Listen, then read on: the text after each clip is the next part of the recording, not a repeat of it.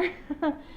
It is another beautiful day, and I wanted to make another video and keep things going. So, like I've said before, the purpose of me making these videos on the topic of Uber or rideshare is to connect with drivers and to connect with new drivers and to be a new driver perspective. I'm going to consider myself a new driver for like the first year. So, or the first official year. So, that's just what I'm going to go with. So right now I'm doing deliveries. I am approved to do passengers for both Uber and Lyft. I have not done that. Taken the plunge. I might. Tonight's Friday. No, Saturday. Okay, so that's the problem with not having like a standard job, is having to keep track of the days. I'm not good at it at all. So that's something that I'm learning about myself. I'm not good at knowing what day of the week it is. And I have to constantly be reminding myself, like, every night, tonight's Friday, tomorrow's Saturday. But I obviously didn't tell myself today's Saturday. Actually, I did. I just forget. I'm not very good at it, but I figure it's something I'll get better at. So, considering this is what I really like doing, I can maintain myself with this, and yeah. So if you have any questions about, because I am doing this full-time, the reason why I say full-time is because this is my only source of income, not necessarily just Uber, of course, because I do have Lyft as well. I am also really great at secondhand selling stuff. I haven't done that, and I haven't done it like professionally, but I do know that there are people who do that professionally. So I have thought about doing that. I'm just trying to do things that I really enjoy doing and things that I'm good at, and that's about it. So if you have any questions about why I'm doing this, let me know. If you want to know motives or goals. So my goals are always changing because my understanding of my needs change, and I'm still in an adjustment period. That's why I kind of think a year is the adjustment to doing this, and I will have done everything in a year for the most part. I've done enough of everything to kind of know everything I kind of need to know to keep this going. So, you like my hair? Anyways, side note. So that's why I did this as well. So I cut my hair short because before my hair here doesn't really grow, and it turns into like weird, like 70s hair, but it's like bad 70s hair. So it's like all these like weird things. And this I feel like is more professional looking than trying to keep hair up and all my little pieces. I will try to grow my hair out. But I feel like, because I am in Texas, so it's hot, I'm running around, people are not always very clear about where they are or where they want to meet, so sometimes I'm running around, and I just want to I want to look as professional as possible. I really do. I also want to look clean. That's really it. Very important, I feel like. Very important. So, but just to keep these videos shorter, I don't want to do long videos. I know I've done a couple, just because trying to figure out what I'm doing. So, I really want to just do some short videos, updates, catching up, letting you know what's going on. So, I like I said in my last video, I really should write out these things that I talk about and outline a little bit, but I'm not doing that because I'm in transition. I'm adjusting, and so I just want to talk. So until I get requests or questions, and then I can work on that. But what I want to talk about is filling drinks. I know I've talked about it before. It is a hot topic for drivers. I think that all drivers should have we should communicate. I feel like drivers should communicate. So if you're driving and you're not on a group, join at least one group. I'm in 3. Other drivers are so funny. The only thing I say is don't take anything too serious.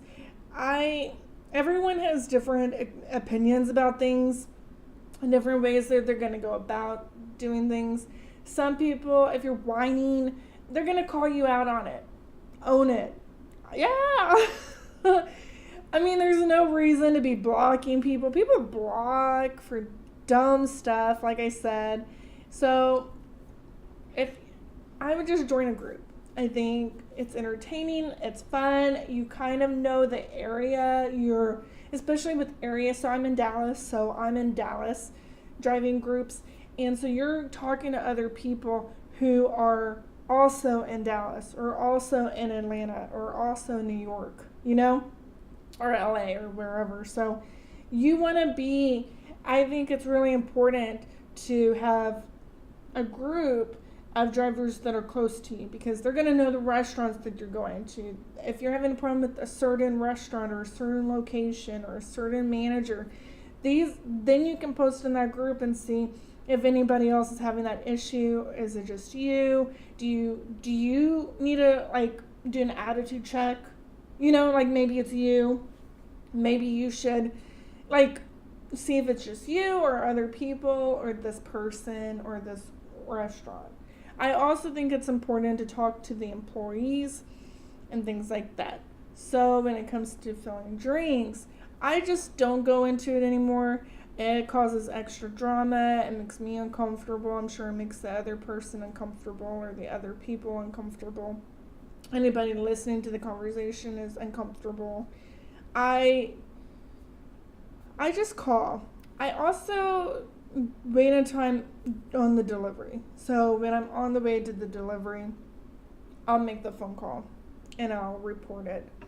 They did say that when you go, if you have this issue, you can go on the partner website and find a health place to report it, because it is health concern.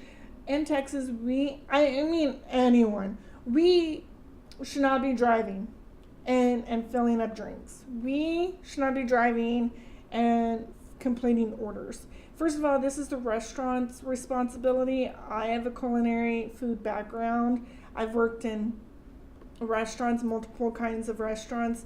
It is up to the restaurant to take care of the customer. It's our job to deliver that said order to that said customer. It's not, I don't work for the restaurant. I shouldn't be having to do restaurant responsibilities. It's against the law. I'm not a slave. I don't do that. You right? But to protect myself and other drivers, I will report it. I don't go into these awkward conversations. Nobody wants that. Nobody wants an argument. On top of it, some people, especially maybe not especially, but there are people in the world that will take any opportunity to make another person look bad. I am the kind of person who always looks bad in these situations. I feel like it. I feel like I always come out on the losing end. So even if I'm right, even if I'm not attacking the person will behave in a way that I'm attacking them. I'm the aggressor, and it will come off that way. And I've tried all the different ways of behaving. It's just I feel like some things work for people and other things work for other people. I think you have to know where you stand on that scale of behavior and that scale of society of what is acceptable for you, because what's acceptable for you may not be acceptable for me. It's a people thing. I don't know. So The way that so how you handle these occasions, these things that occur while you're on delivery, should be where you're comfortable. So there's not a right or a wrong way, specifically, to handle them. I would say the wrong way is to refuse. I mean, I don't think it's wrong to refuse, and I know. See, this is the thing. So there's other drivers, veteran drivers, who refuse. They just don't do it.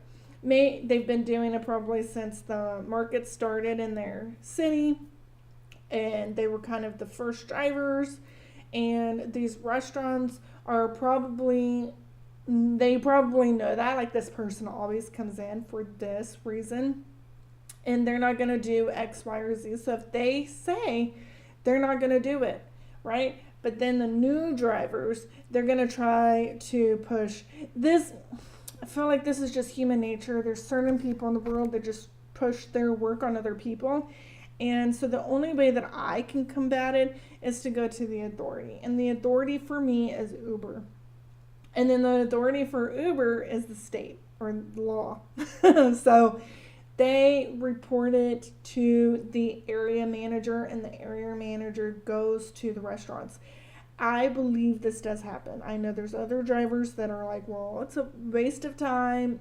No, it's not a waste of time. I reported a location for refusing service to another driver. Not like a paying customer, but like a normal, like, we're like the paying customer, right? I'm the paying customer for that customer.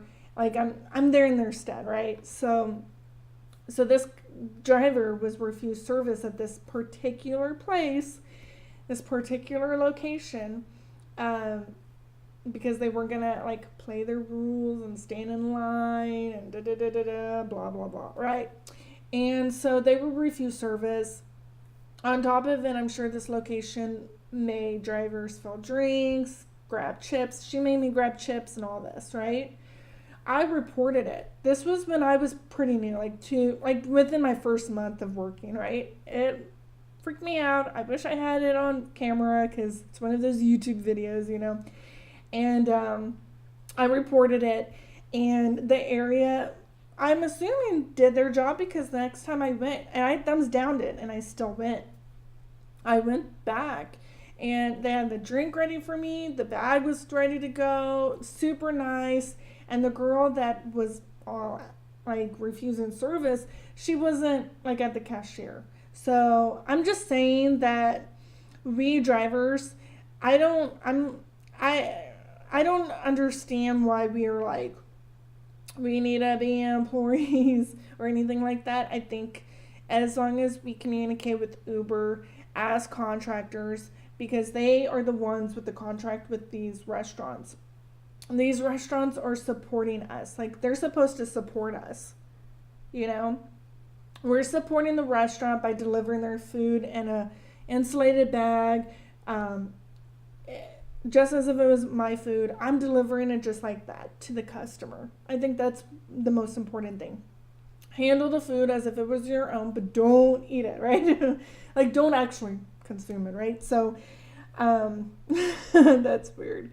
But you should handle it as if you're going to take it home and serve it or give it to family, right? So you put it, and I handle it even better than my own, because I just like put it in the sea next to me. But these people, I put their food in a bag, and I have multiple bags and multiple containers, so I'll like try to put everything in different bags, hot and cold and stuff. So I'm just saying, that's what we need to do. We need to communicate.